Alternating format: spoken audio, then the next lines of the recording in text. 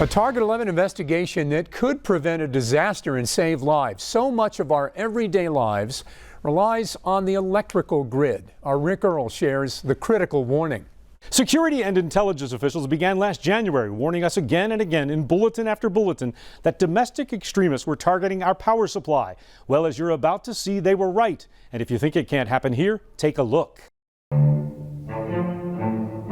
Our whole lives revolve around it, for heat, for cold, for communication, for healing. Just one problem. We are vulnerable and the bad guys know it. December 3rd, Moore County, North Carolina. 2 power substations attacked. The transformers damaged by gunfire. The result, more than 40,000 people without power, many of them for days. We don't have anything. No motivation. No group has stepped up. Just a few weeks later, Tacoma, Washington, Christmas night, 20,000 residents suddenly lose power after 4 power stations and their transformers are damaged in a coordinated attack. This is a national problem, and we are seeing power stations across the country get vandalized and attacked. But this time, surveillance cameras catch images of the suspects and their getaway car. They are later arrested and charged with conspiracy to damage energy facility. I think it's one of the most significant threats we have currently. John Wellinghoff was the chairman of the Federal Energy Regulatory Commission under President Obama. He says physical attacks on the power supply are a big concern. We've seen people have this willingness to actually go after infrastructure in a way that they never would before. Case in point, Sarah Beth Clendeniel, a.k.a. Nithra. On February 2nd of this year, the feds arrested her and another neo-Nazi. Their target, Baltimore, Maryland, where they allegedly planned to shoot up 5 power stations. She claimed would completely destroy this whole city. A small number of attackers who knew what they were doing could do a very serious job on the U.S. power system. Dr. Granger Morgan of Carnegie Mellon University is an expert on the U.S. power grid. He says replacing a transformer can be a problem. Most of them are custom made, so it's not easy to just pick up a different one and plug it in to replace one that's been damaged. And that can mean a long time to get your power back. It really is a wake-up call that the utilities need to take some action. So Channel 11, along with our sister stations across the country, decided to pay a visit to power stations to see how protected or exposed they are.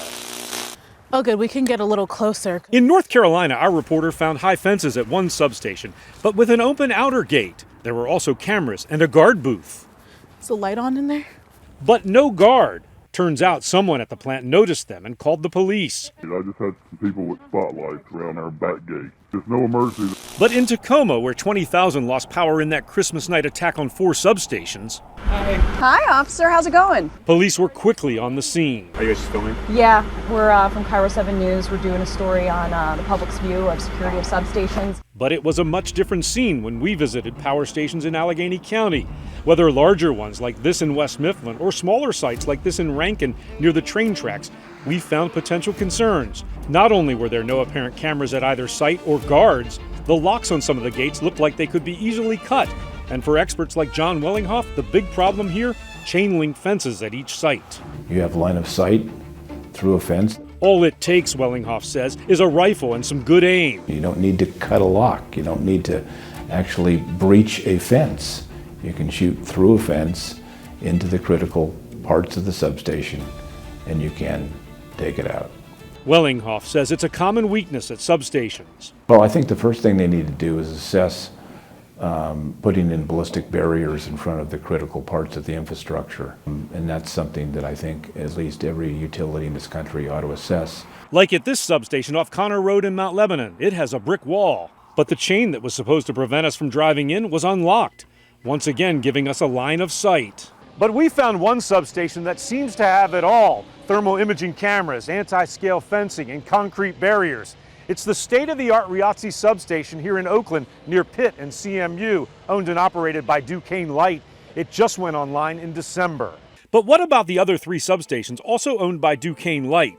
In a statement, they told us, in part, they are using best practices to strengthen protection of their infrastructure.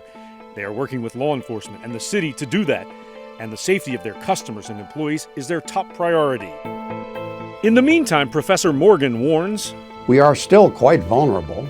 And we could see large-scale outages that ran for very extended periods. So yes, it's serious. That's frightening. It is frightening. Now, we've posted Duquesne Light's entire statement on our website. And finally, just to put it all in perspective, the Department of Energy figures show Pennsylvania ranked 4th last year in the number of substations either attacked, vandalized, sabotaged, or reporting suspicious activity. Both Washington State and Texas finished ahead of Pennsylvania, and California had the most. Rick Earl, Channel 11 News.